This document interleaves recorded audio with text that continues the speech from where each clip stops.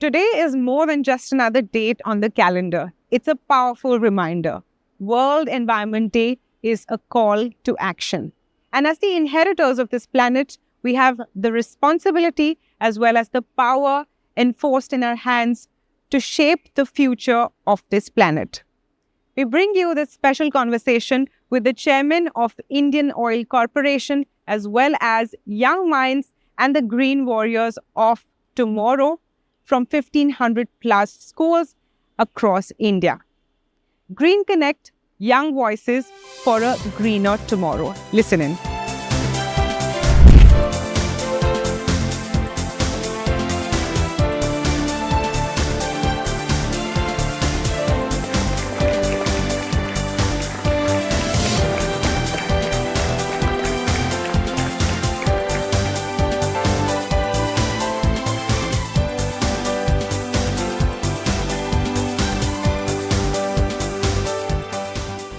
We're absolutely delighted that you've all joined us here for this event, GreenKonnect, with the chairman of Indian Oil, Young Voices for a Greener Tomorrow. This is a special initiative by Indian Oil Corporation in partnership with NDTV 24/7 to mark the World Environment Day. You're here. This applause for yourself, because this is the time when you have vacation. I miss my vacation. So thank you so much for being here today. Today in this auditorium, of course, all of you are present here. It's brimming with energy, hope, and promise, because we have with us the real change makers of tomorrow. Well, this initiative is about listening to your voices, celebrating sustainability in action, and learning how large institutions like Indian Oil are celebrating and playing a leading role in building a greener, cleaner planet. It is my great honor to share the stage with a distinguished leader who has been at the helm of driving change at one of India's most vital institutions, the chairman of Indian Oil Corporation, Mr. S Sahney. So many thanks, and it's a pleasure to share the stage with you. Mr. Sahney, I want to begin by asking you, and I'm going to be a student as much as a journalist today on stage. Why is this important as we speak about World Environment Day? Because it is quite ironic as well, a company that does provide us the fuel to run vehicles is also talking about environment and recycling and how we can lead a sustainable life. Because as much as we can be critical of a company that does contribute to emissions, we are also consumers. So we need to be conscious consumers, and that's something you understand very closely. Thank you, Aishwarya, for hosting us, and thanks all the children who are here in the auditorium and online. The question that you have asked is very pertinent, but we are a very responsible corporate citizens. We understand whatever we are selling in the market, whatever we are providing as liquid fossil fuel, which is considered to be a quote-unquote a dirty fuel. But actually, this is the most versatile kind of fuel that humankind has ever experienced. That is also a truth, because it is how the Industrial Revolution started. It is how the automobiles started. It is how the air travel has happened. This is where livelihood of all of us throughout our lives, and even today and while we were growing up, it has been fed by this. But at the same time, we understand that this leads to carbon emission. Carbon emission is an inevitable product of consuming fossil fuel. So World Environment Day is an occasion wherein we take a step back, we try to analyze where we are going, how we can improve things, how we can, at the same time when we are supplying fuel to the people, at the same time when we are making the fuel accessible, or you can say energy accessible, when we are making energy affordable for the people, when we are making the LPG and MS, that is petrol and diesel and aviation fuel, to the masses, we are also taking steps which will make this energy supply sustainable. And that is the essence of we celebrating World Environment Day.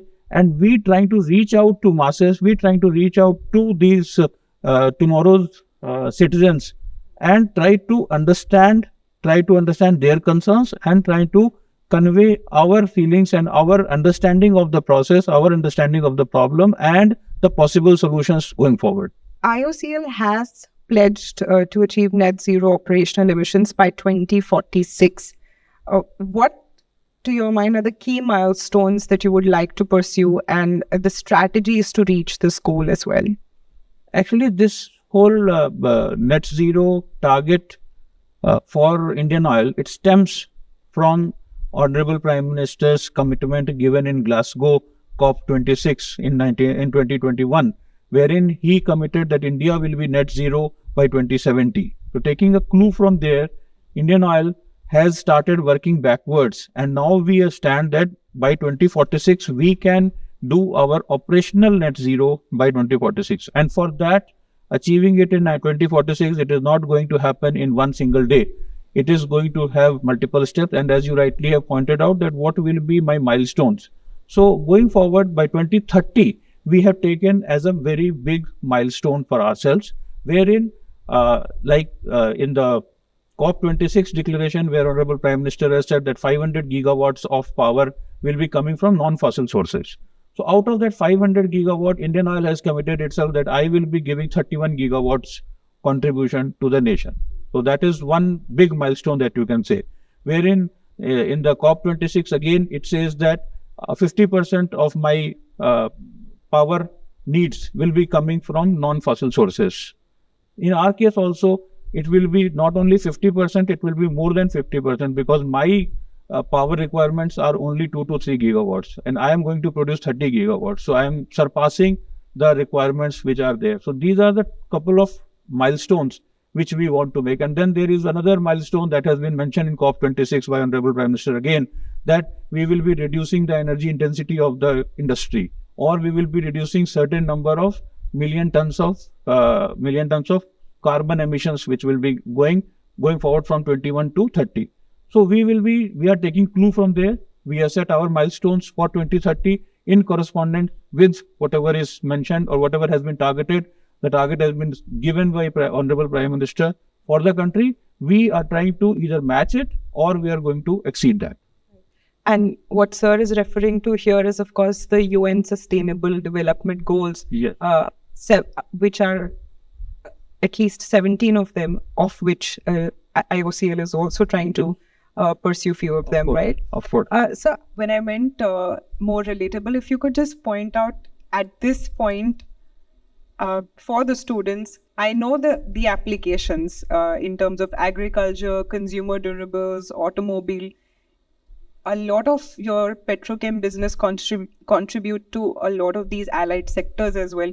So in their daily life, how does IOCL appear and just thrive invisibly, if you could tell the students so that they can relate to it? If you get up in the morning, the first thing that you use is a toothbrush and a toothpaste. Toothbrush is made from petrochemicals. The toothpaste tube is made from the petrochemicals. When you get up, go to the bath, the bottle that you use for the shampoo, the soap that you are using, that itself is coming from petrochemicals. If you are going to the school, you are wearing your uniform, even this cotton uniform or a bit of polyester is there, if it is not totally cotton. So if it is a mixed one, the polyester that you are using in your dress or uniform, that is again petrochemicals. When you are going to the bus, the seats that are made there are made of bus. The automobile itself, you are going by car, 30 to 40% of that car, or 32%, 40% of the bus that you are using is made from petrochemicals. When you go to school, the fan is made of petrochemicals. The synthetic board that you are using is petrochemicals. The pen that you are using for writing on the whiteboard, that is petrochemicals. If you go to the playground, all your rackets, all your bats, the balls, the shuttlecocks, they are made from petrochemicals. While when you go for night suit, that night suit is made of lycra or polyester. So it is made of petrochemicals. If you go to hospitals, syringes, the beds, the thermometers, the BP sets, everything is made from petrochemicals. If you happen, I don't want anybody, but if somebody visits a OT, operation theater, 80% or 70% of that is made from petrochemicals. The blood pouches are made from petrochemicals. So they are everywhere. And then you are using the car to go to school or come, the petrol or diesel that is being used there, that of course is coming from petrochemicals. The food that you are eating is built on LPG. When you are the chulas, which are burnt for making food, that is coming from LPG. So we are everywhere. You can't escape us. Right. So now that we know the omnipresence of IOCL in our lives, I think it's more relatable for students. I believe there are two students who have prepared questions for Mr. Sahney. If you could give the mics to them and we'll take. My name is Radhika. I read in class 12. My school name is Noida Kanna Inter College. My question: refineries are known for high emission. How can the recent spike in technology such as AI ML helps companies like IOCL gradually reduce their carbon footprint by 40 to 50% in the coming years without affecting efficiency? Thank you. Thank you for a nice question. AI and ML and all these big technologies that are coming up, they can very well be used for increasing the efficiency of operation of our refineries and our supply chains. Refineries, what happens whenever I am firing fuel into it, whenever I am firing fuel gas or fuel oil into it, this is what carbon and hydrogen. When carbon and hydrogen are burnt in presence of oxygen, what happens? The energy is released and the CO2, the carbon monoxide or carbon dioxide, it gets released into the atmosphere, which is the detrimental thing. So if I can improve the efficiency of this combustion, if I can improve the efficiency of this energy usage which is used in our refineries or for producing any kind of energy, then I have succeeded in reducing the carbon emissions that are going into the atmosphere. So this AI and ML we are using in several places in our refineries and in our supply chains, wherein we can identify the loss-making areas. We can identify the areas where optimization can happen. We can identify areas wherein we can improve the efficiency of the system and we can reduce the carbon emissions into the atmosphere. So there are n number of locations, n number of applications, n number of use cases which are available in the industry which can be used. My question to you today is, in the future, what will be the most promising fuel for vehicles? We have discussed the most of them. Apart from what we are doing today, the petrol and diesel which is presently being used, I perceive that in last 15 years, the efficiency of these normal IC engines, which are petrol and diesel engines, they have increased many folds. Plus the emissions that were being emitted from these tailpipes 15 years ago and the emissions that are going out today, they have come down by 80 to 90%. So this is one aspect, that efficiency of these IC engines has substantially improved and it will continue to improve. The emissions have come down by 80 to 90% and they will continue to reduce. That competition will always remain. The other option is the EV, which is not giving you any emissions from the tailpipes, but at the same time the conditions that I mentioned, that the power that is powering it has to be sustainable, has to come from the renewable sources, and the minerals that are going to come out of those batteries, they are treated properly. Then EVs can be a solution. But the third and the ultimate solution which is being perceived as the future of any mobility is green hydrogen, because then it is a eureka kind of a solution. But again, when we are producing green hydrogen, that green hydrogen has to necessarily come, the power required for it has to come from a necessarily green source. It has to come from a sustainable source. If that is possible, if we can create enough sustainable power, and then we can convert it into enough sustainable green hydrogen, and the automobile sector also gears up to make up the engines which are good for treating this green hydrogen, that is the ultimate solution that is going to come.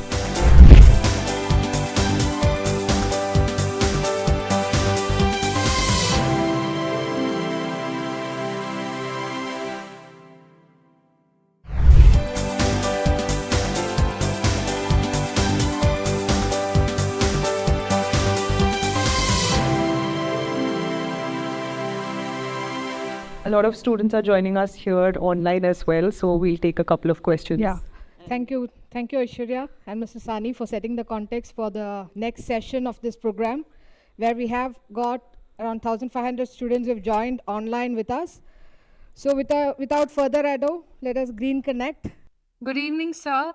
Now that we know that India's economy is becoming more environmental friendly, what part will IOCL play in accomplishing this national objective?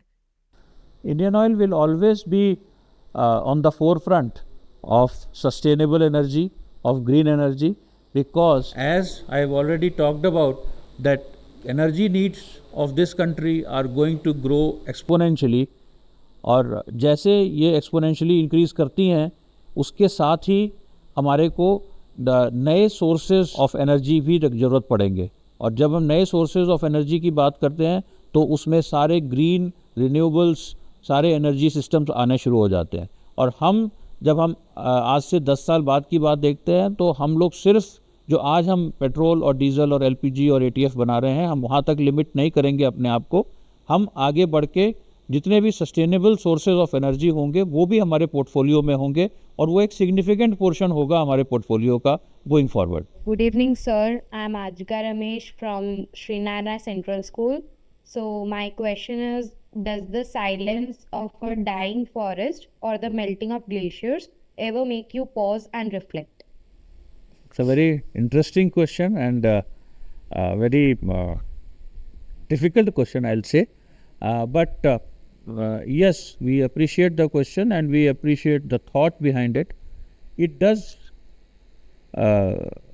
makes me as a person stop and think about it, and it makes me think about the reasons for those dying forests, for those melting glaciers. The reasons being the climate change, the reasons being the carbon emissions, the reasons being deforestation, and how I can contribute, or how we can contribute, or how this company can contribute, or how we as people of this nation can contribute towards restoring the balance of the nature.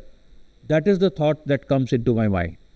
And the actions that we are taking, they are also reflecting our intent of doing our bit to restore this balance.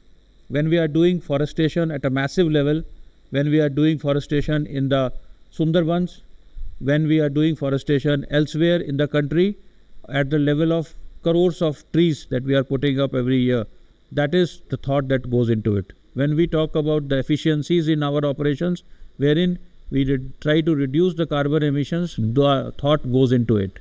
So this is how I respond to it. That is how it creates a renewed energy in myself to try and contribute and restore the balance of the nature. As IOCL is in petrochemical business also, where the final product is polythene, as we know, polythene is responsible for both aquatic and land pollution. Then are we not responsible for the damage of the environment? The basic point is that we have to understand these plastics are very useful materials. As we were discussing earlier, from morning till night, whatever we do in our lives, this is all plastics. And today, if we don't use plastics, the alternates that we will be using will be much more polluting, which will be much more carbon emitting, which will be requiring more and more energy for creating those. What are the alternates for plastics? If it is a brown wala lifafa, if I am not using the polythene, it will be a brown envelope or a brown lifafa. From where it is made? It is made from paper. And from where paper comes? Paper comes from the trees. So that is one thing. If I am using a glass bottle or a glass tiffin or a glass container, if I make glass, it causes 5 to 10 times more pollution, more carbon emission as compared to a container made of plastic. Closing remarks, IOCL did tell us a lot about its initiatives, its stewardship in terms of the environmental sector, its commitment towards communities as well. It has told us how it is a mass producer in various, in terms of fuel production, in terms of petrochemicals, and how those applications really work for us in our daily lives. But it has also, at the end of the day, just to wrap it up, told us how we can be conscious consumers as well, and what their plans are for the future in terms of UN's Sustainable Development Goals. On that note, many thanks all of you for joining us here, and IOCL as well for sharing this platform with NDTV 24/7. Thank you very much. Thank you so much. Thank you so much. Thank you. Yes.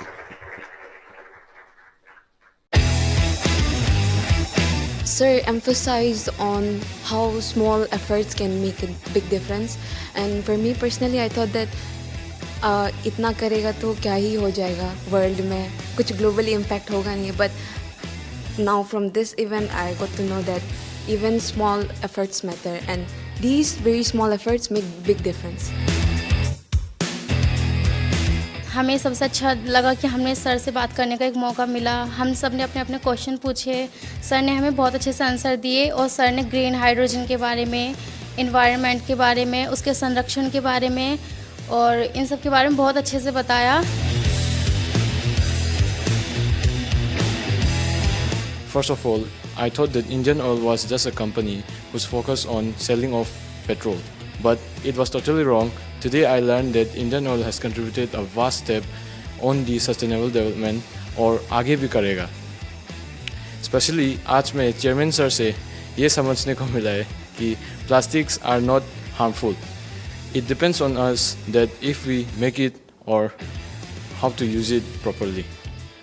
And most important, the role that I can play after this day from tomorrow onwards is that मैं भी अपने घर जाके सबको बता सकता हूँ कि प्लास्टिक एक ऐसा चीज़ है जो हमारे ऊपर डिपेंडेंट है, हम कैसा यूज़ कर सकते हैं.